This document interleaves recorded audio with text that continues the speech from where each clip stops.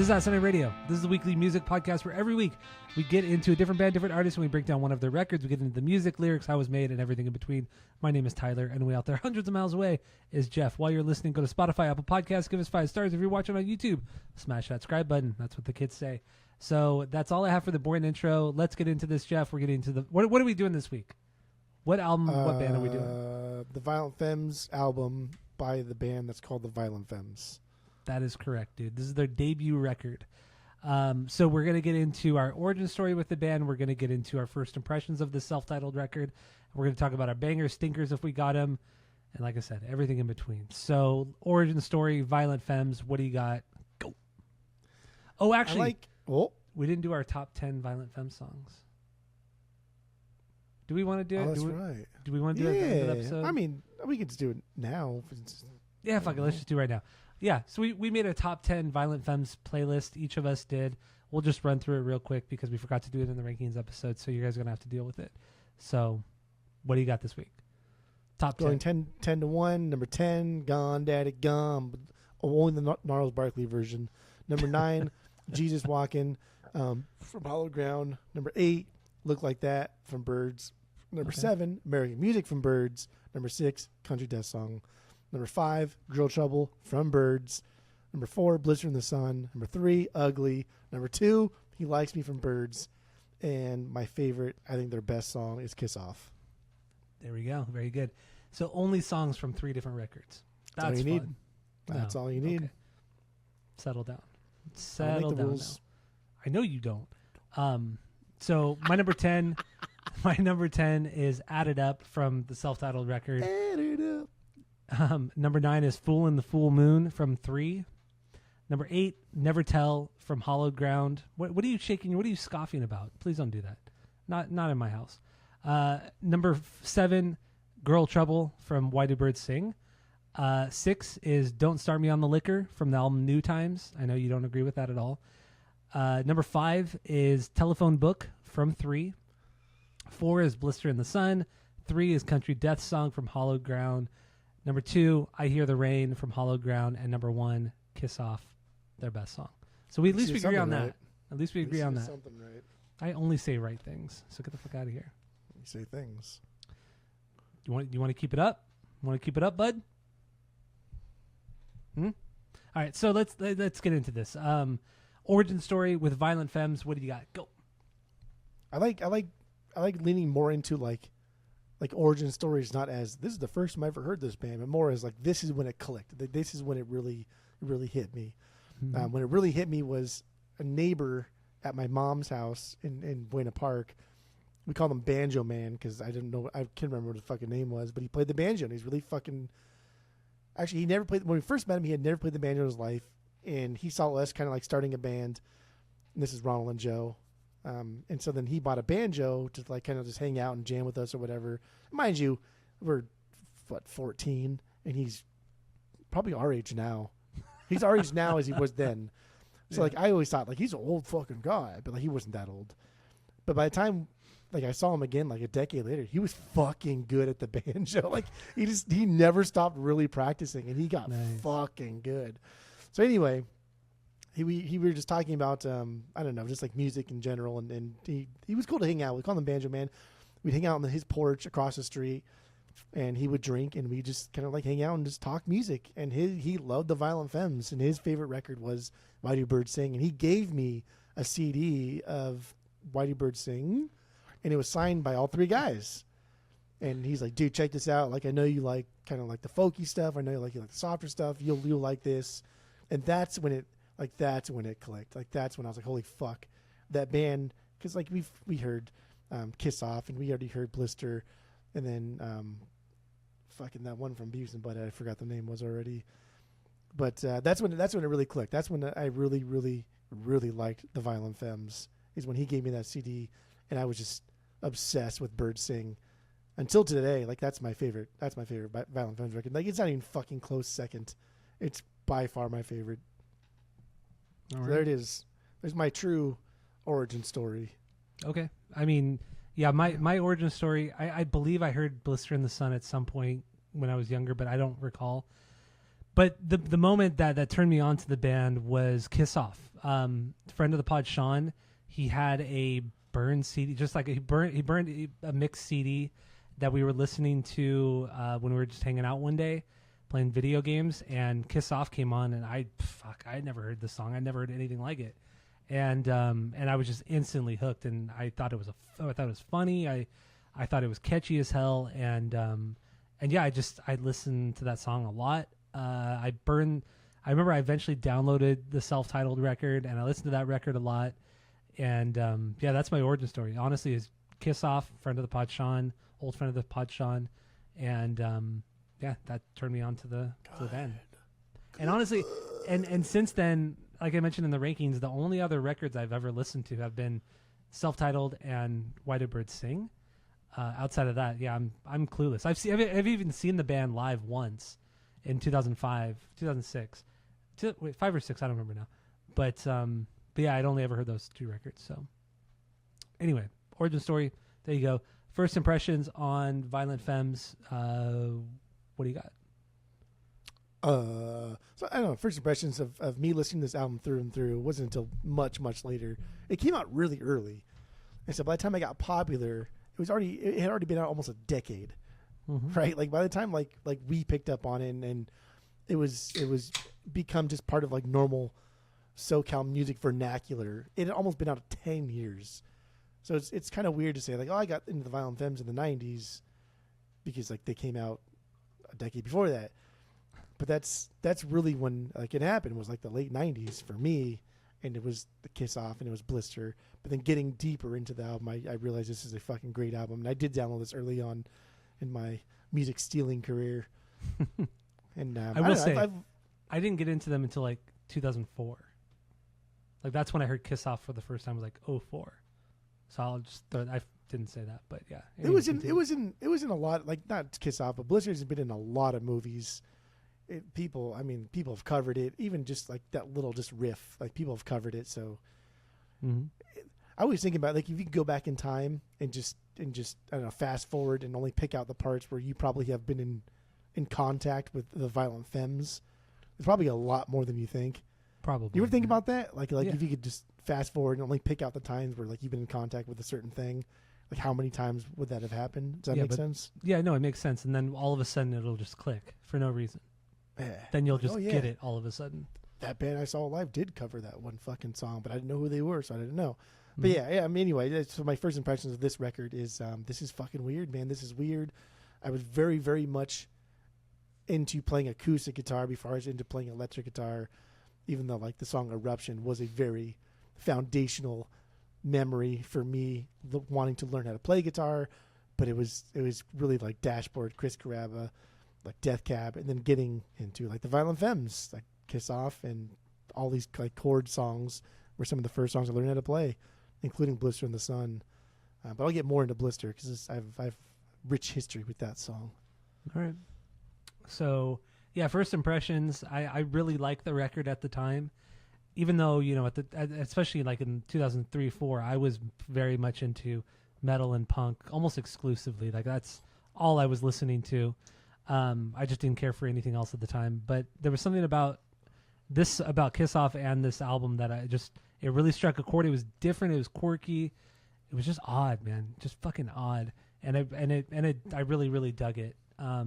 So that's really my first impression, and it's just kind of grown on me over the years. And listening to it this week, I would have thought, prior to this week actually, I would have thought, oh yeah, this is my favorite record from this band. But no, Hollow Ground. Hollow Ground is, God, dude, that record is something special. Good.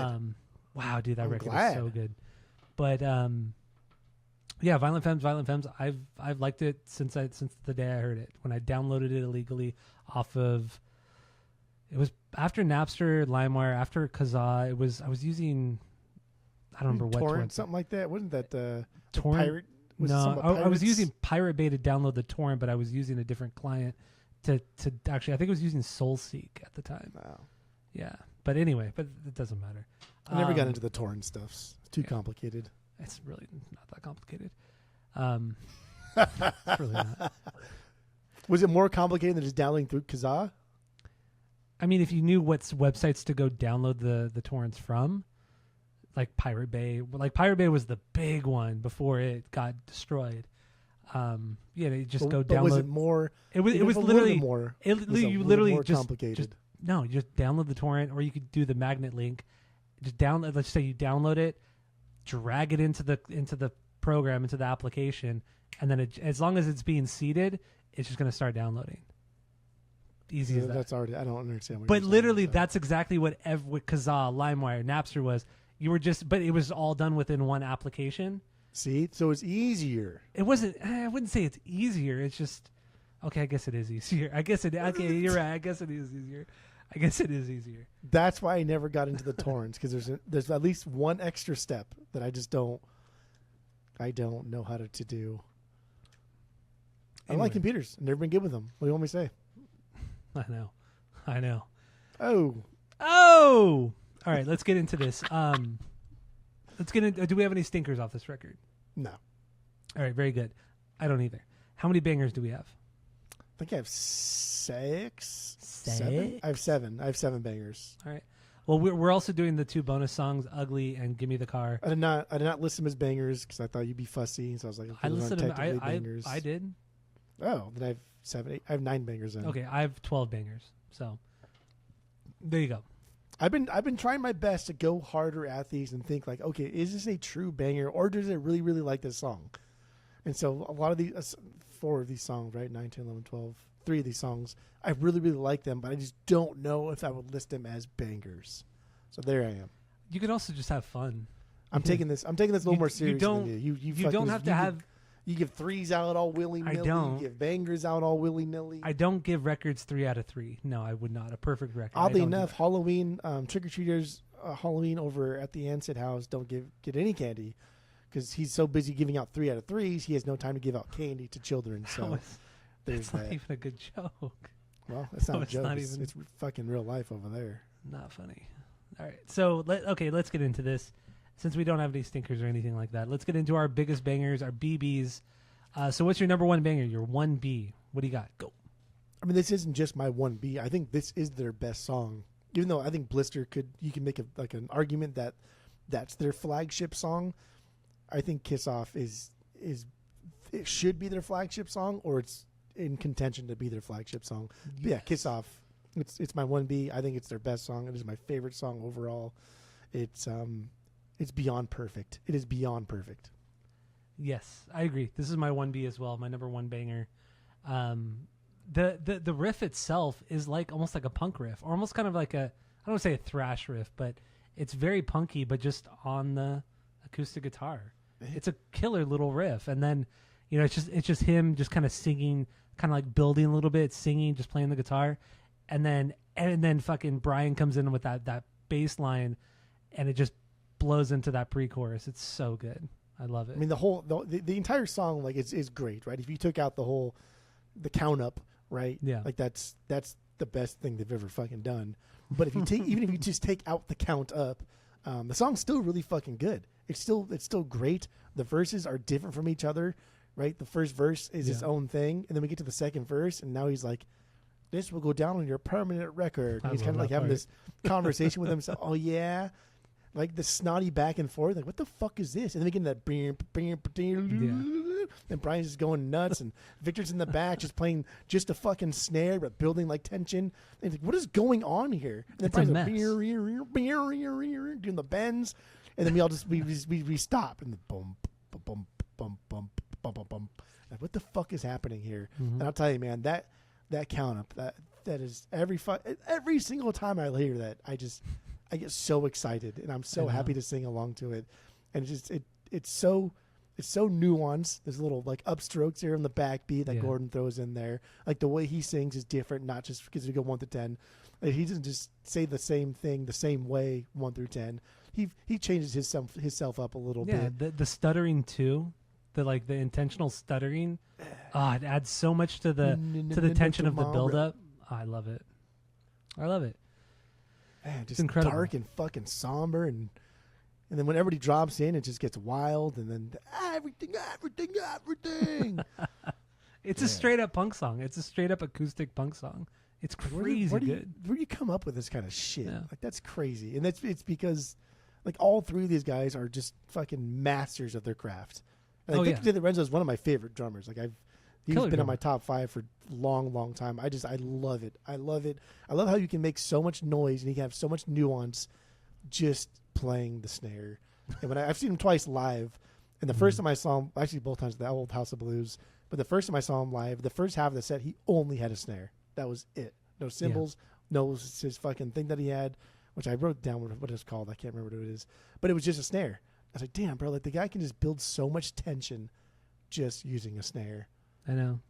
Yeah, when I saw them, I only saw them once. I saw them at Amoeba Music in Hollywood, and with friend of the pod Annie, and she took me, and because I wasn't really that big of a Violent Femmes fan Violent Femmes fan at the time, but she loved them, and Annie and I used to hang out. Fuck man, we used to hang out like every day, and so we went down there, and yeah, it was the same thing. Like Victor, he only had the snare.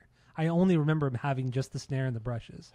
That was it. And then the other two guys, and they were just all lined up on this tiny little stage at Amoeba, and then just the fucking store was fucking packed full of people. It was so cool.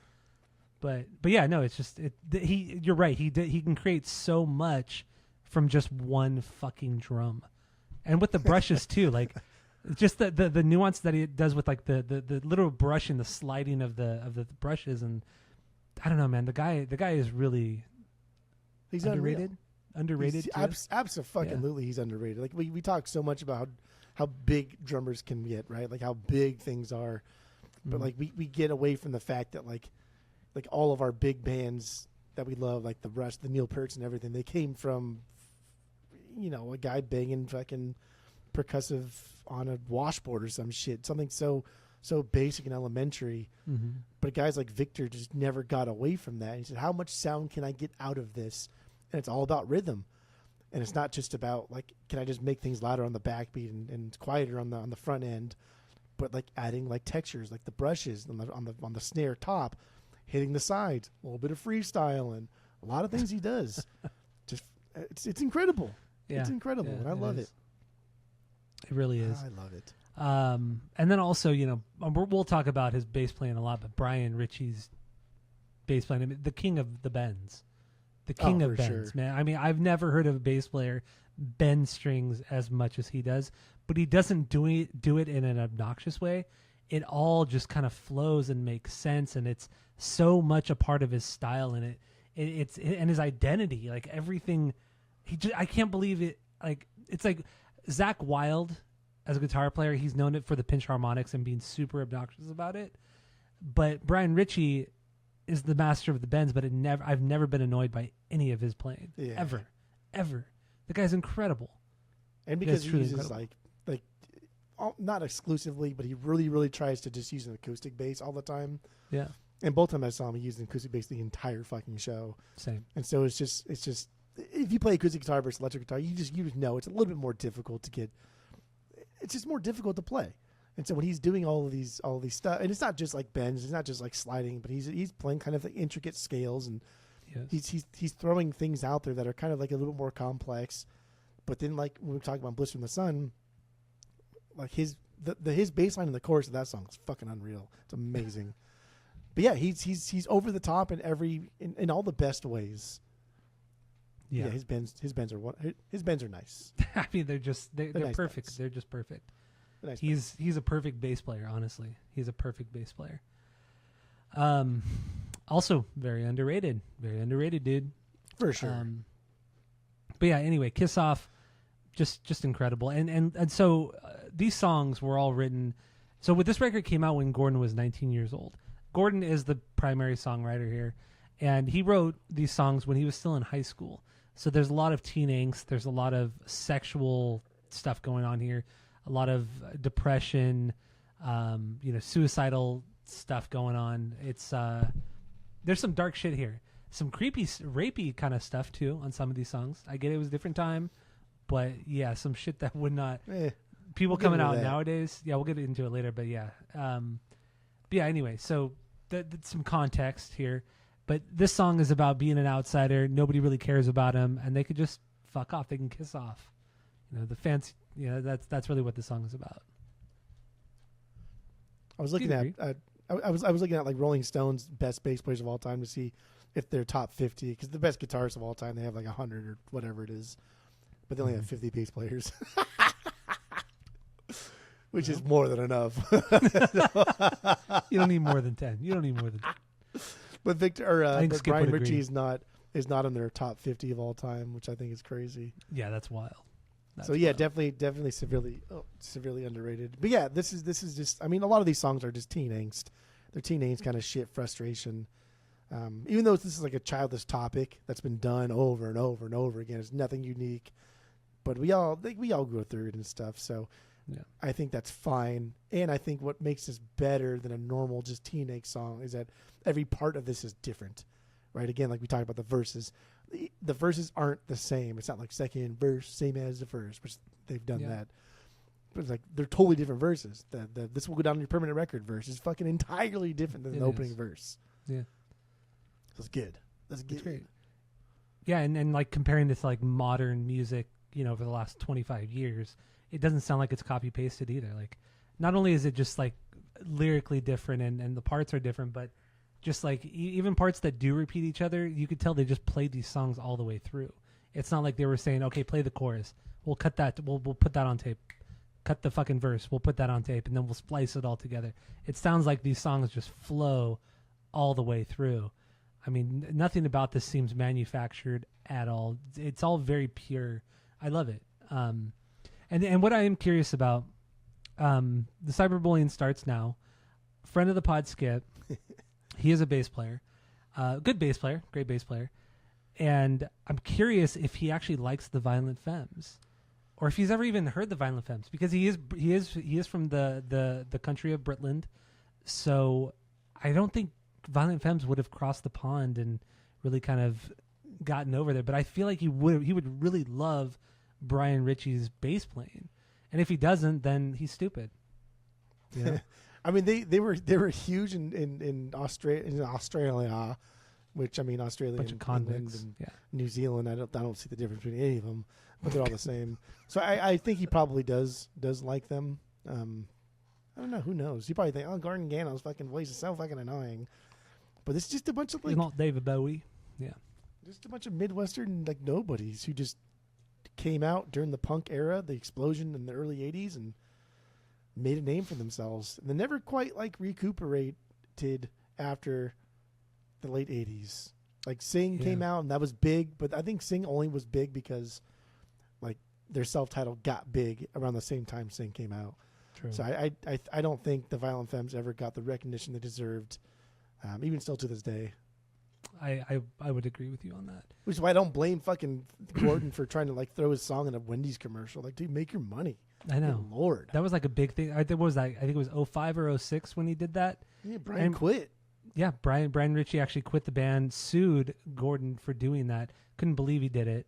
And then they reconciled a couple of years later. And It's like, dude, I gotta eat. You know what I mean? know. Like, come on. and Brian got some of that too. Brian and Victor got some of that money too. I mean, I know they're not songwriters on it, but they still own some rights to it, so they got some money from that Wendy's deal. But yeah. Anyway, Kiss Off, killer. Let's get into Blister in the Sun, because that's another. I mean, where does Blister in the Sun sit for you? It's my 2B. That's the only appropriate spot for Blister in the Sun to be, is a 2B. Same here. I got ahead of myself. Wasn't sure if it was going to be your 2B, but it's also my. Sure it is. Yeah, it's also my 2B. It's silly, but like this could be their best song. Like you can make an argument. I do think this is their flagship song. I think if you think of Violent Femmes, you think of this song. But I think if you played Kiss Off after this song, oh yeah, that song's better to anybody. Yeah, but it doesn't take away how great this song. It's perfect through and through. And like I think this is usually kind of like used as a gateway drug into the Violent Femmes. Like, hey, check out this song. Oh, that's cool. And then you play them all of your favorite Violent Femmes songs, and like, okay, people are like, oh, that's cool. I see where you're coming from here. It's hard to be objective with this one anymore. Yeah. Like I don't have like a fresh new take on this because I've heard this song so many times. Insert Tyler's fucking Southern California K-Rock playlist. They played this song so many times here. Jeff, you grew up here too. Go ahead. You grew up here too. What the fuck are you talking about? There it is. But it's true. K-Rock plays the hell out of Blister in the Sun. They always have. I didn't just listen to K-Rock though. You got Power 106 out there. You get the party station before it changed. I don't listen to Power 106. I don't listen to Kiss FM unless somebody else wants to listen to it. I don't listen to it myself. You listen to K-Earth. K-Earth 101, Los Angeles. Damn jingles. But anyway, Blister in the Sun. Yeah, I mean this is their best known song, hands down. I think any rock radio station played this extensively throughout the years. And it's the drum part. It's the drum break. Just you get the big bass line and all that, and then dead stop, then da da da da, boom do do do do do do do do do do do do do, ba ba ba ba. It's just fun. It's so fun. It's so stupid. And this is very telling of like traditional folk music, is we like to clap. We like to like. That's okay. Yeah. I don't want to like sing along to what you're saying because I don't know where you're going with your story or whatever. But like I do want to be involved in a lot of folk music. There's a lot of clapping, and like not necessarily this like upfront and silly about it, but this is very like folk music. This is very like Pete Seeger, Woody Guthrie kind of shit. Like the birth of American music. Like, this is where it's at. Let's clap along. And they make it so simple. They only got to clap twice. Dun, dun. That's it. You can do the double time if you want, but you only got to clap twice. That's it. But, like, damn, bro, this is such a simple fucking song. It's so basic. It's so stupid. But Brian's bass line in the chorus is just, like, that's my favorite part of the song. The doom, doo, boom, boom, boom, boom, boom, boom, boom, boom, boom. Like, what are you doing? Like, how do you come up with it's all just in the E, right? So like he's just scaling down from like the low E and then just scaling down from then that one little minor pentatonic scale that he's doing. But it's so genius in how simple it is. I know. That's what it is. Fantastic. And the main riff is Brian. It's not even Gordon. That do do do do do do do do do do. That's all bass. That's not even Gordon. That's why he was so fucking mad. Because I don't know if I can't tell who wrote that riff versus like if they had the song already and wrote that riff, whatever. But that had to have been why he's so fucking mad. Probably. Because even though I think that riff is more recognizable, obviously, than just like people like the clapping part more than like that riff. I would agree. Yeah. I like the clapping part more. I like the riff. I mean, everyone does. It's so fun to like when you're in the car, you go pa pa pa pa, like you hit whatever, like the steering wheel. Anything's around you. Anything that's around you. And you get so excited. You get so excited that you hit it on beat on time.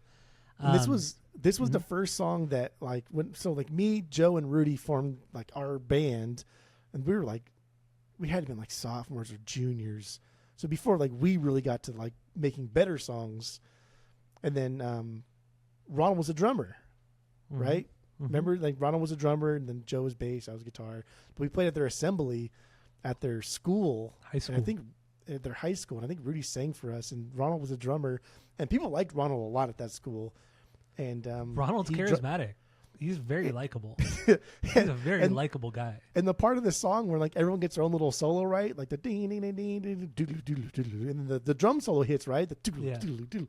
Ronald does his drum solo, and what does he do? He drops the sticks.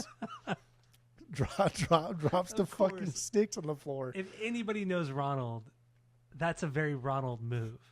Just anything that could go wrong with Ronald goes fucking wrong. Always. Yeah, as long as we've known him. Yeah, so he dropped the sticks, and then when he did that, like me, Joe, and Rudy all looked at each other and started laughing, and the entire like assembly just erupted, and we're cheering and laughing. And then Ron grabbed him again and looked at us. Okay, let's go. And then we went back into it, but I'll never forget that. Hopefully, he goes to the Bouncing show with us so we can reminisce about this because it was so fucking funny. I'm sure he'll go. He'll go to the Bouncing Souls show in December. By the way, if anybody is in Southern California, December, Bouncing Souls, House of Blues, Anaheim, we'll be there. We'll be there. We'll be there. We'll be square.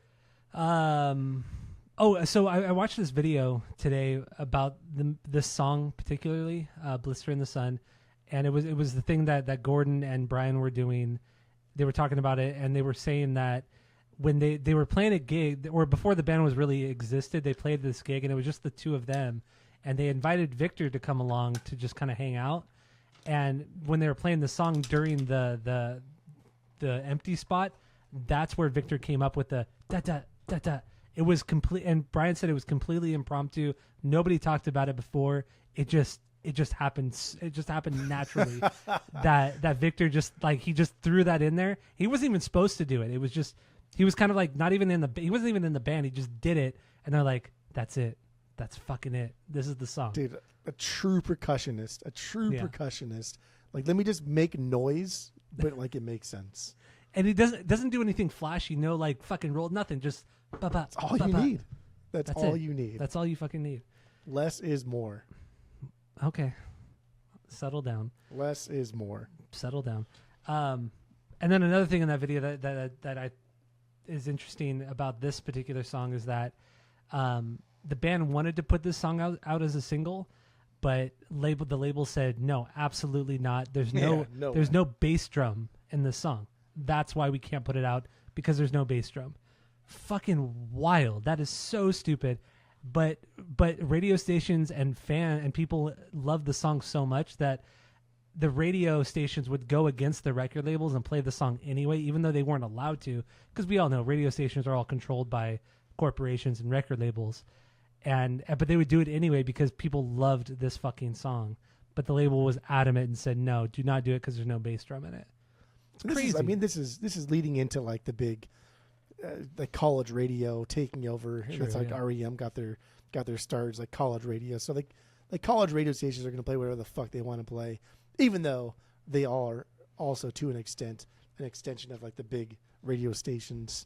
But yeah, I don't know, and I don't fault the label for choosing the most generic kind of single to throw out there. Like, I got to make money. Like, I'm a label. I got to make my fucking money back on these kids that are just doing stupid folk music. and mind you, this is 1983. This is 1983. So yeah. So like the punk explosion is happening, right? And Black Flag is getting massive, and people fucking love it. And like the late 70s are already gone, and so now we're getting into a different kind of punk. And Bad Brains is throwing out records that are more wild and more kind of blown out sounding than like we have this. Yeah. What the fuck is this? What the fuck is this? So yeah, Blister in the Sun. Great song. What do you have lyrically on this one? I think about getting fucked up and just not caring about anything. Yeah, pretty much. A loser gets high. Not a loser, but somebody who just gets high all the time. Just a burnout. That's what this guy is. Like a typical burnout teenager from the 80s. That's really what this is. You see that shit in movies, TVs, movies, pretty and much TV. This entire record is just that. Like, I can't wait to get out of high school so I can fucking just do what I want. I'm fucking tired of people and relationships and fuck that girl. She broke my heart. That's pretty much like what this record is. Yeah, it really is. All right, let's get into a few more songs. I do want to talk about the album artwork too. But let's get into a couple songs before that. All right, so let's get into our 3B. What's your third banger? Your 3B? What do you got? Go. So like if I'm not doing bonus tracks, my 3B's Gone Daddy Gone. Okay. Otherwise it'd be ugly. 'Cause you're ugly. Let's get into both. Let's do Gone Daddy Gone, and then we'll do. I'm more curious to see if all your thoughts on ugly, and give me the car over anything else, I guess. But yeah, Gone Daddy Gone's my 3B for the normal track listing. Okay, it's my 6B. Let's get into it. Like, 6B is still good, but like, come the fuck on! This is such an absolute songs. Banger. It is. And you love all the xylophone shits and all that dumbass stuff. Xylophone, marimba, I love that shit. Like, that's the highlight of this. Like that, like that part is absolutely wild. But there's other great parts. What is it? Would it be an ascension or descension? Yeah, it's a descension. It's a descension. Descending. Okay. It's a descending riff. Okay. I always get confused. Okay. Ascending is like you're ascending a mountain. You're going up the mountain. So for instance, like, you know that song? I know that song. You know that song? I know that song. I played it many times. This is the.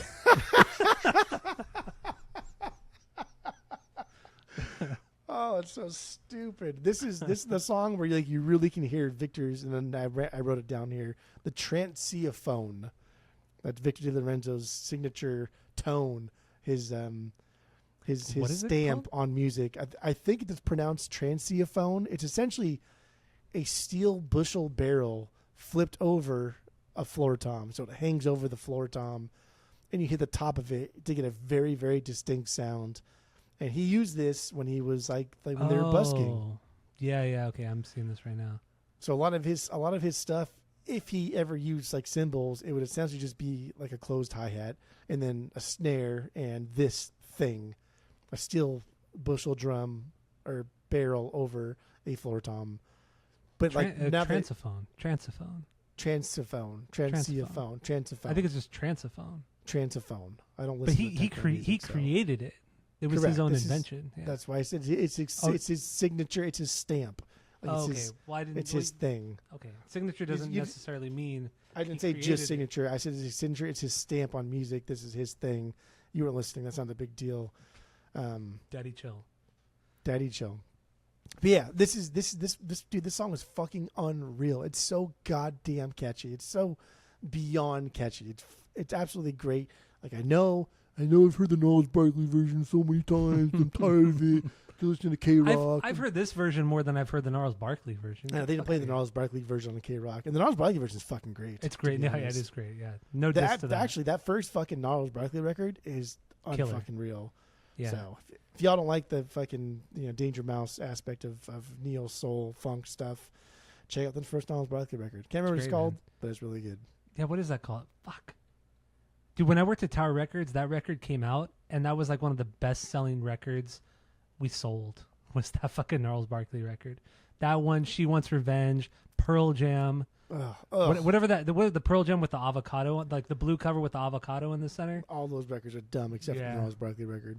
Yeah, those were so fucking popular. We sold so many of those records. I really do CDs, I can't remember what that first record was, but it was that same era. But I really do like that, and I don't really like any of that kind of like neo soul shit. But like Danger Mouse brought like the psych rock to like CeeLo's Pharrell kind of singing. Great vocals. He's a great vocalist. Great singer. It's good. But anyway, Gone Daddy Gone. Yeah, anyway, Gone Daddy Gone's. Gone Daddy Gone. Yes. Killer song. That's stupid. There's not a whole lot to these songs. No. Like they're really great. They're fucking all kind of bangers. Some of them are beyond bangers. But there's not a whole lot here to like talk about complexity wise. So it's okay to just pass over them a also little bit. the way that Brian plays the bass, or his tone on this song, there's like, I don't know if there's distortion on it, or maybe he's just hitting it really hard, the strings really hard to cause some sort of distortion, but he plays it very, very aggressively, which is cool. Maybe he's playing he normally plays with a pick, right? Yeah. He normally does, but it just sounds a lot sharper, maybe more distorted on this song. And then really, like we said, what makes sets a song apart from every other song is the marimba, xylophone, whatever it is he's playing. So I think this is a xylophone, right? Xylophone is it's a little bit higher, yeah, and it sounds a little bit higher, like a higher tone, higher octave than a marimba, and I think marimbas are a little bit lower. I could be mistaken. I think one is just. I thought one was like how you play it, like what you hit it with. Oh, the mallet that you use.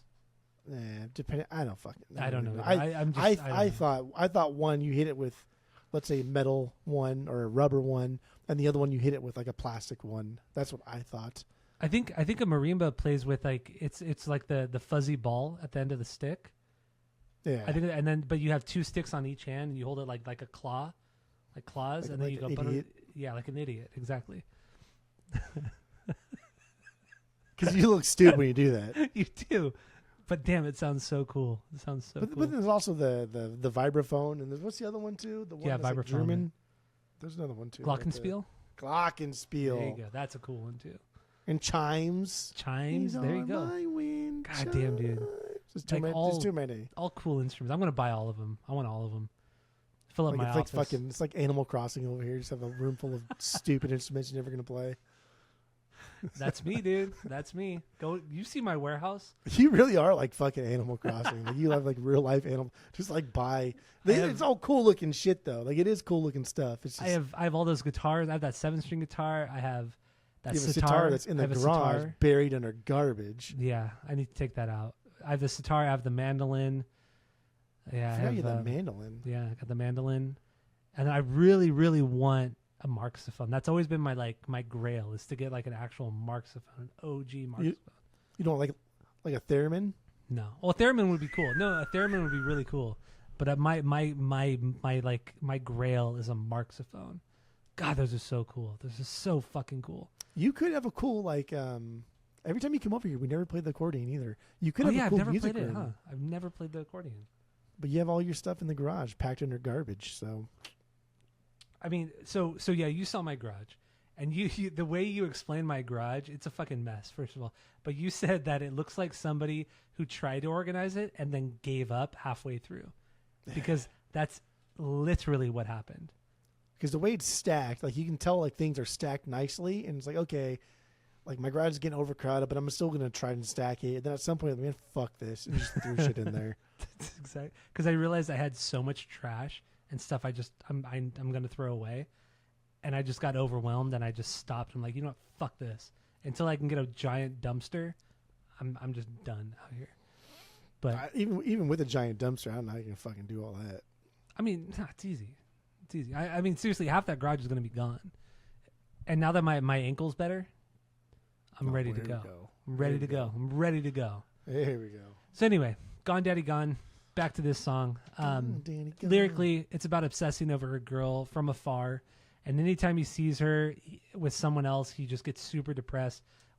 Really, just wants to kill himself, and probably wants to kill that other guy. And that's what we talked about earlier. This album is mostly teen angst and just obsessing over girls and sex. That's really what this record is about. I read someone quoted somebody else. Like someone quoted Gordon at some point over the course of their career, and he said, this song's just about being out of high school and the love of being gone from that shit. Okay. Like, yeah, that's basically the same thing. Pretty much. Just being over it. Yeah. All right, so let's get into, we talked about Ugly. Let's get into that. Where would this sit for you? If you added this, where would this sit? This would be my 3B. All right. This is my 4B because I did rank it. So let's get into Ugly. You put this on your top 10 favorites. Too. I did. Yeah. Dude, this song is so fucking good. It's a good, goofy song. A little surf rocky, right? Yeah. It's quick to the point. The build to the chorus, like a lot of Beach Boys, like ooze there. Fucking so great. And like, get the fuck out of here. That chorus is so goddamn catchy. And like, you don't even care how bad you feel singing it, but it's so funny. You ugly, I'm telling you straight, and you why don't love you, then why? It's perfect. This is a perfect, goofy joke song. Mm-hmm. Yeah, I agree with you. It's a rock and roll surf with a lot of surf stuff going on here. It reminds me a little bit of Happy Days, like the Happy Days theme song. Actually, it reminded me of that a lot. But also, love the hand claps. The hand claps, the whole song, fucking great. They're kind of buried in there, but the hand claps are there. I love it. But yeah, just a straightforward, pretty rock and roll surf rock song. So had you heard this and Give Me the Car before this week?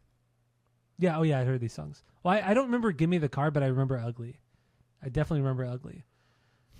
But yeah, lyrics are a little wild. But I mean, the guy was 16, 17 when he actually wrote these songs. It's literally just about like calling somebody ugly just because you're mad. But like, don't take it too seriously. It's not. It's a bonus track. It's not supposed to be taken seriously. It's goofy. It's a joke song. It's his I fuck grandpa. It's not a big deal. It's just cute and funny. Move on. That's it. Pretty much. Yeah, pretty much. But it's a great solid rock and roll song. So love it. Yeah, this is my top 10. And then just so we can clear up the bonus songs. Give Me the Car. Did you rank this as a banger? Well, you did. 10B. Yeah, 10B. Good. You like this one? Lower tier. Yeah, it's fine. But it's a lower tier B. Yeah, it's 5 minutes long.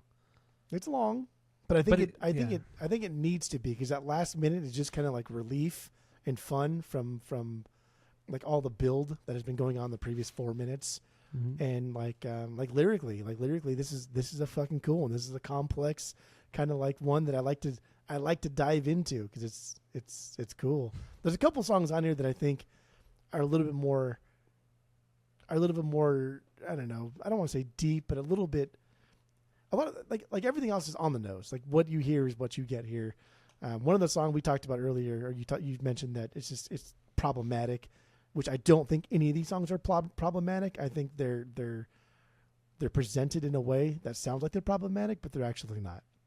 Okay, that's fair. I mean, yeah, because I mean, if you look at the lyrics on this specific song, they do sound kind of rapey. They sound a little much. But yeah, I mean, you could interpret that so many different ways. But on a very surface level, they could look very rapey. And I think that's all deliberate. I think that's why this song specifically was probably left off, because it does sound very against like the punk culture, and especially like X dropping their record in 1980. I think it was 1979, 80, 81, whatever it was. And like now, like, oh, damn, girls are fucking punkers now too. So we can't drop a song that really does sound like I'm going to get you drunk and bang you. That's not okay. But that's not what this song is, because he's not.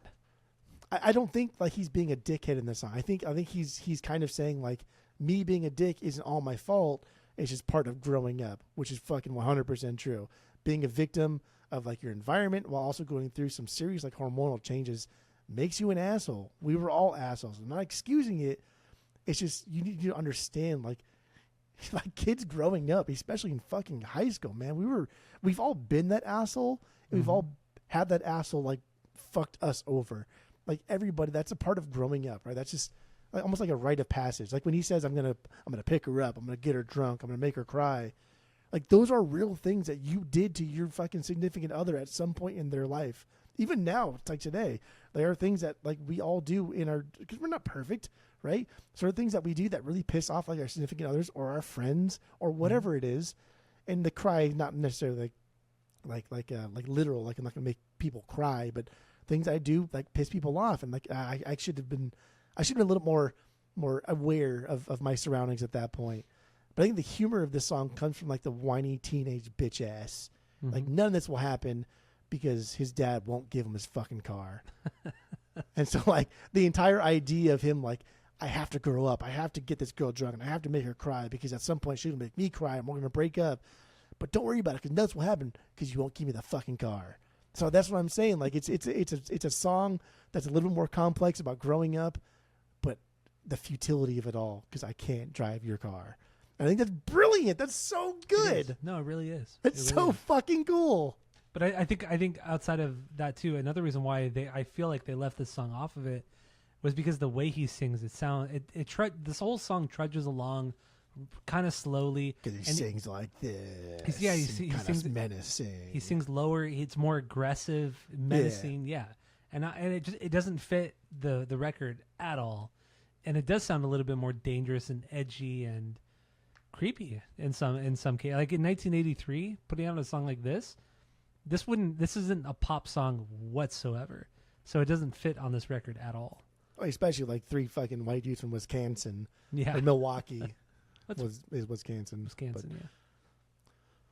God, this song, this is a certified banger though. I think good. mostly because like the lyrical content, and when you said earlier like the problematic thing or whatever you said earlier, that this is the one like, oh yeah. I just said there are lyrics on here that if a band or artist were to do it nowadays, they just wouldn't fly. But because this is 1983, I mean, you're going to give it a pass. If you only look at it at a surface level, you're going to give it a pass. But if you look at it deeper, he's talking. This guy's 16, 17 when he wrote these, like we said. It's just like, come on. This is how a lot of I don't want to say people think like this, but it's deeper than most people would give him credit for. I feel. I think there's something to be said about I don't know, putting everything out there, right? And I don't like when people, especially in relationships, people say, what are you thinking about? What are you thinking about? It's like, dude, my thoughts are my own, bro. Like that's all we have, right? Like literally on this earth, all we have as humans that belong to us and nobody else are our thoughts. Yeah, like true. Our beliefs, we can project those out, but like our thoughts are like, that's all we fucking have. So to ask somebody, especially like kids, I've asked like my kids too, and I don't like doing it because for the same exact reason. But like we've thought fucked up things growing up. Like everybody has. Fuck off. Like fuck you if you haven't thought this shit. Like you're a fucking liar then. And this whole record is like this testimonial. Like I'm so fucking mad. Like I want to bang this girl. I want to make her cry. And I want to be an asshole to her, but like I can't because I'm a loser. Like okay, like that's real. Like that's real thoughts from a real person. Like I don't give a shit if it's problematic or not. This is not. He never acted on these. These are just thoughts. These are just like a journal that he's writing and letting us read his journal. These are dude. This record is unreal. Unreal. I agree. So we good with Give Me the Car? Give Me the Car. Give me the car. Yeah, We'll go with that. All right. So my 3B, we haven't talked about it yet, but is Add It Up. Add it up. It sounds like you're saying or singing the Kiss song. What's the Kiss song? Was it Live It Up? What's that stupid song? That stupid Kiss Lick song? It Up. Lick It Up. Yeah. Lick it up. The way you're singing that sounds like Lick It Up, and that's annoying. Never, ever sing Lick It Up. That's annoying. Add Up is my 4B. Okay. I mean, we're pretty much the same here. Love this song. Yeah, pretty much the same. So, upbeat song, fast, and the first 20 seconds of the song is just him singing by himself, and then everything drops in suddenly, gets quick. The bridge, super snotty, solid fucking build-ups, great electric guitar solo. He doesn't play the electric guitar a lot on this record, but when he does, it's done messy, but still appropriately. It's not just like Black Flag where Greg Ginn just fucking goes for noodles, it. and fucking goes for it. If he can do it or he can't. Yes, exactly. Like the way that Gordon does it on this record, it's well placed. It's messy, but it makes sense within the context of the song. And this is one of those moments because the guitar solo is actually really cool, really really cool for a folk song like this. And he just kind of wails a little bit, and the song is really cool. It's really really cool song. That's really what it is. The song is cool, and that intro is iconic. It's for anybody that likes the Violent Femmes on just the very basic level. They probably wouldn't know this song, but anybody that's semi-familiar, they love this song. And that intro is iconic. He does it several times throughout the course of their career on various songs. Not as aggressive as this, but you will hear Gordon's grating voice. And it's funny because playing the Violent Femmes over the past week, and I subject my clients. What do you call them clients? My customers. Your customers, yeah. My customers at the store. Clients. To whatever. What is the difference between a customer and a client? Well, a customer would be somebody who's bought into. Just walks in. No, a client would be somebody who I don't know. A client just seems. I guess it is kind of the same thing, but a client is a fancier way of calling somebody a customer. It really is, huh? It really is. It's literally the exact same thing. Yeah, that's annoying. I think people that only have customers and don't have clients should start calling them clients and not customers. And people that only have clients, not customers, should start calling them customers. It's the same fucking thing. That would be so bad at my job if I called the people I work with customers. Oh, it would not fly. I'm not even get into that, but if I really want to, I'm not even going to. It would not fly at all. But it's true though, right? It's like customers. Yeah. Customers are for retail, restaurants, shit like that. But clients are for finance or service, right? If you're providing somebody a service, you would call them a client. But then how come you don't call? So this is wild. Now we're just getting into this thing that was just blowing my mind here. As a bartender, you don't call them. You call them regulars, right? But you're still providing. You're providing them a service. You're doing something extra for your regulars because either A, you like them, B, they tip better, C, they spend a lot of money at your establishment. Those are clients. That's no different than you taking your client out for dinner and buying them dinner because you're trying to make them invest more money or whatever you want to do. Yeah. I think it's corporate This is America. big. It's corporate America using their own language to make themselves feel better about themselves. This feels big. I feel like we're onto something here. That's really what it is. We got to get back to add it up, but I do feel like we're onto something here. This is pretty wild. If at work, if I called any of the people I speak with customers, oof, I would get fucking chewed out. I mean,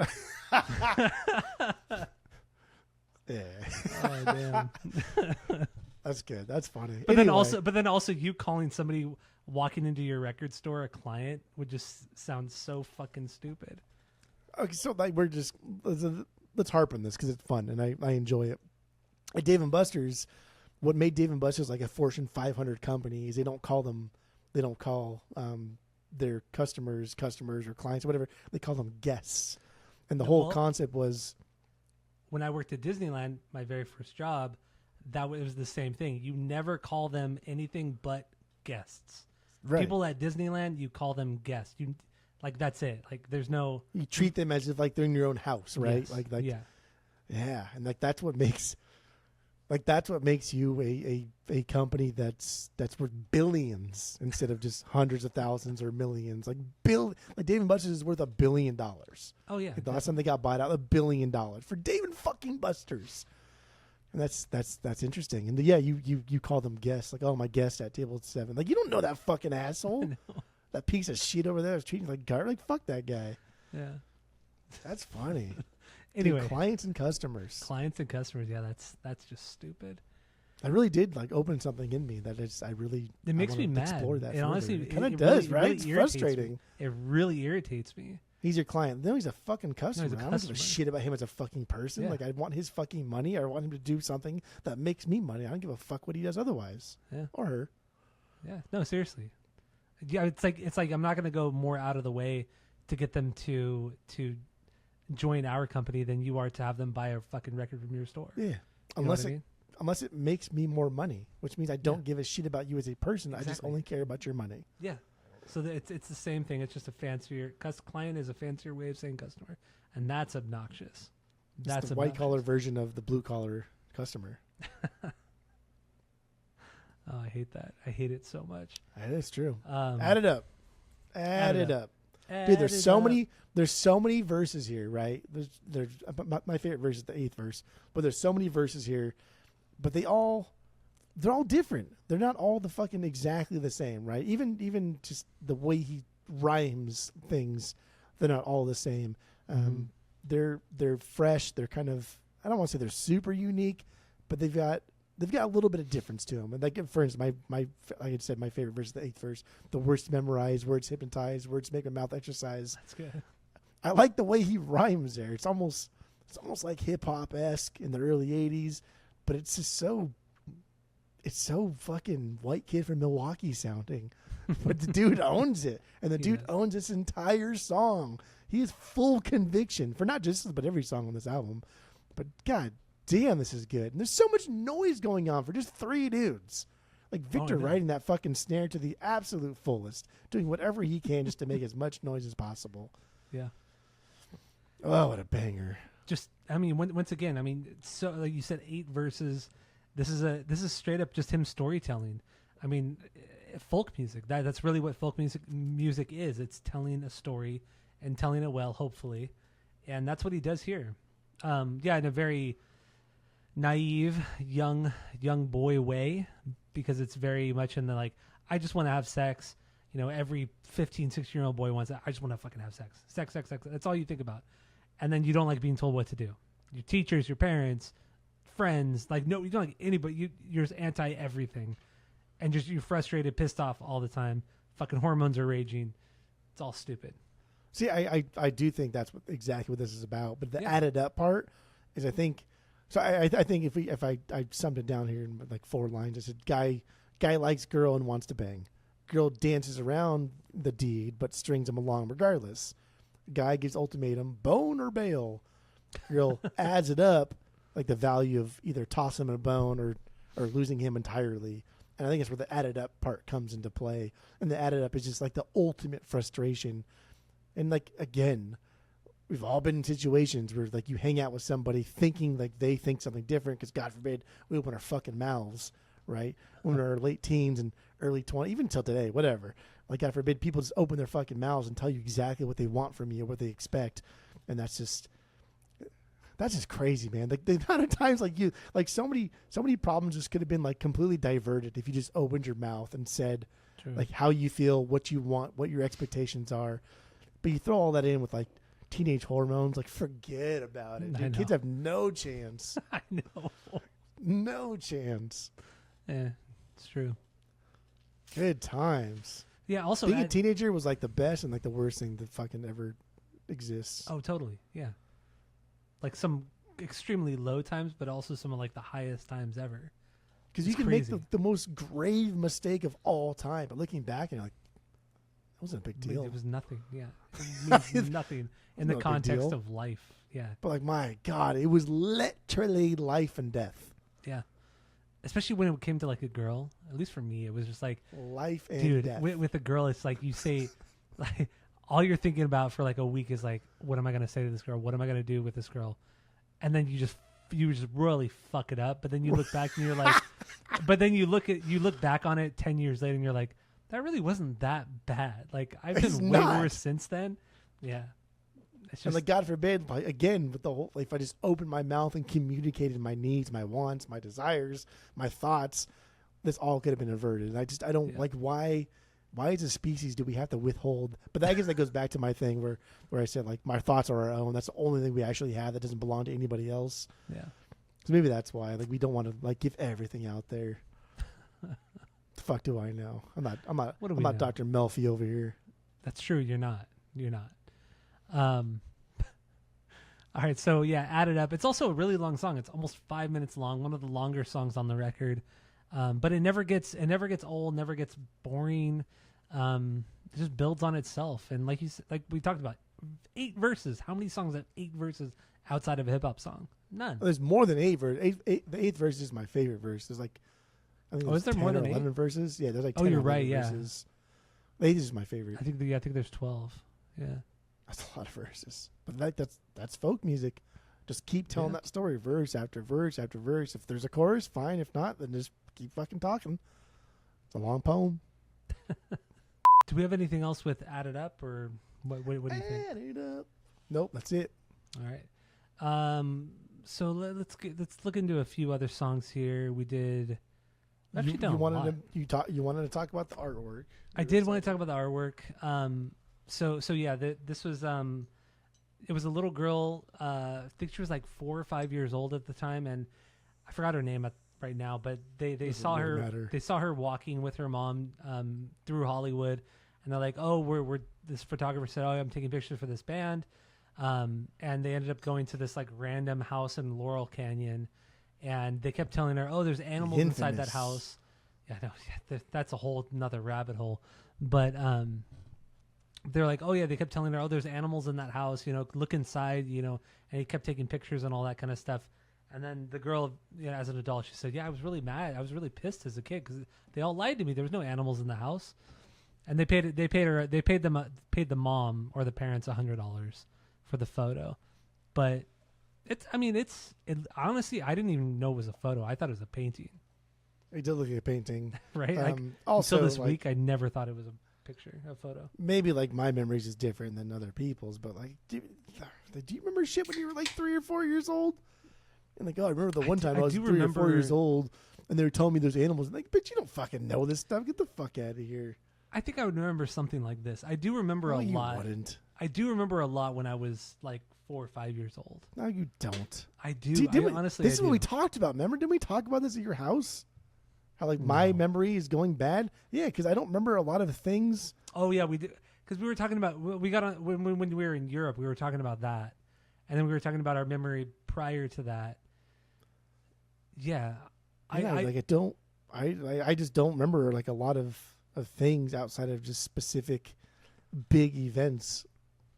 Yeah, maybe my memory is just not good. But anyway, that's the story behind the artwork of this record. Other songs though, so we talked about Kiss Off, Blister, Add It Up, Ugly, Gone Daddy Gone, Give Me the Car. Do we want to talk about anything else? Or No, I mean, no, not there really. there are a couple songs. I think it's Promise, I believe, that just sounds like, dude, this is just Kiss Off. This is literally the main riff, the main part of Promise is just the riff that's played during the breakdown of Kiss Off. That's really what that entire song is, or most of that song is, I believe. Yeah. Oh, no, not Confessions. Fuck, what is it? Prove My Love. Prove My Love. Prove That's My what it is. Love. Yeah, there you go. But also, chorus, great. Those backup vocals, very Beach Boys. Really, really dig that. But otherwise, yeah, it's a lower tier B for me. But I did want to bring that up. he's already reusing chord, like a lot of songs, chord progressions that he's already done. It's not like entirely fair, because when you have just such a stripped down sound to where it's just literally four things, right? Just bass, drums, guitar, vocals, and there's no distortion on anything, and there's no effects, and they're not doing anything crazy. So you really do hear those chord progressions more than you would on like a Blink song. So by saying like they're reusing chord progressions, it's just that's like everyone does. Yeah, but true. You can really hear it here because there's nothing else going on. True. Also, he wrote these songs when he was 17 years old. So we really, I say that, I've been saying that so much because you really have to take that into consideration on so many levels. On a positive level, on a negative level. The guy was 16, 17 years old when he wrote these songs, which is, it still kind of blows my mind because some of these songs are truly incredible. And even like lyrically, like what he's writing at 17 years old is, and like I said earlier, it's this is like him writing in his diary and then showing us what's in his diary. It's extremely personal, and it's not bad, it's not good. It's just very telling of somebody who's in their teens and going through the same shit we all did. Mm-hmm. Unless y'all are robots, I'm the only fucking person that does it. I don't know. It's possible. All right, so let's wrap it up. Let's give our final thoughts on this. Rate the record based off of our world-famous 3-point rating system, where 3 is a perfect album, 2 is a good album you're going to continue to listen to, 1 is a bad album to give it a shot, and 0 is the worst thing you've ever heard. So what do you got? Go. I'm a big folk guy. I love folk music. I love Americana music. I love old country. I love just hearing like where our country started. I think the USA is where our country started as far as like music is concerned, like where we took inspiration from, like where we went from there, good or bad. A lot of it bad, but there's still a lot of like really, really good stuff that has come out because of the bad that we took from. But this is what I want. I want to hear like a guy that fucking loves Americana. I want to hear a band that really wants to just dumb it down and be like Woody Guthrie and want to sing about the Dust Bowl, but instead we're talking about teenage angst, and I've nothing against that because it's both meaningful in different ways, and I love this. I don't think this is a perfect record because it's very tough to make any folk record outside of Bob Dylan that's going to be perfect, because it's just the same shit over and over. Sure, so about if you're not, I'm positive about that, baby girl. So I'm going to give this I'm going to give this high marks. It's not going to be a 3, but it's going to get high marks. Okay. I feel like Hollowed Ground, I'd probably, like I said earlier, probably in the 2.2 range. Birds, I'd probably do like 3.9, 3.9, 3.25. I'd probably do Birds at like a 2.8, because I think Birds does the folk thing better than this one does. But I'd still do this. Are you doing coke over there? You keep sniffing up over there. You're just taking all the air. But I do this. Booger sugar. I give this like a 2.7. I do like a 2.7. Not bad. I do 2.75. 2.75. Okay. 2.75. Not bad. That's what I got. All right. So yeah, my wrap up, my final thoughts on this one. I've liked this record since I first heard it back in the early mid 2000s. It hasn't always been my style of music. I don't really like folk music that much. I like more, aggressive, faster, heavier music. But as time has gone on, I've learned to appreciate and love softer music, quieter music, more songwriters in general. And this record's just gotten better. And this week, listening to it several times, I really, really appreciate this record, and especially lyrics, because we're not, outside of doing the podcast, we're not really lyric men. We don't dive into lyrics. True. Like we never. I never do. unless we do something on the podcast, I'm never going to read the lyrics. I will never read the lyrics. I will never listen to the lyrics.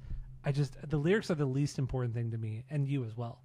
But in this context, reading this, it makes me love this. I might like this record way more. I do want to get into Hollow Ground eventually at one point. I want to get into lyrics on that one as well, because I think it should be interesting. But in the end, this self-titled record, all things considered, this guy was so young when he wrote this record. Lyrics, melodies, all that kind of shit. It's fucking wild, truly incredible. I don't know. With that, this record's fucking killer, man. I'll give this it's really killer. Okay, let me just say, it's really killer. It's not really my style of music. So with that, I'll give it a 2.5. 2.5 out of 3. 2.5 out of 3. Hollowed Ground, like I mentioned, the other Violent Femmes record, at this point I give that record like a 2.8. That could eventually become a 3. But yeah, I think I'm only ranking this a 2.5 as low as it is because it's just not my normal cup of tea. So yeah, anyway, 2.5 out of 3. You gave it 2.75 out of 3. Not bad at all. Those are good marks. See? I don't give out perfect 3 out of 3s. That is true. I don't. First time in weeks. First time for anything, I guess. I don't. I didn't give the Stooges a 3 out of 3. I didn't give Californication a 3 out of 3. Get the fuck out of here. Are you sure you didn't give Californication 3 out of 3? I think you give it a 2.75. Pretty sure I did. I'm not sure. So you're not 100% sure. But I'm pretty sure. But Primus was a 3. System of a Down was a 3. Of course. That's just silly boy talk. Yeah. The fuck out of here. Turns out 3. Vandals a 3. Of course. Puddle of Mud you gave 3. Mafia a 3. That's all you fucking do. Jesus Christ. All right. So, that's all we have for this episode. Thank you all for listening. Go to Spotify, Apple Podcasts. Give us 5 stars. If you're watching on YouTube, smash that subscribe button, as the kids say. And that's it. That's all.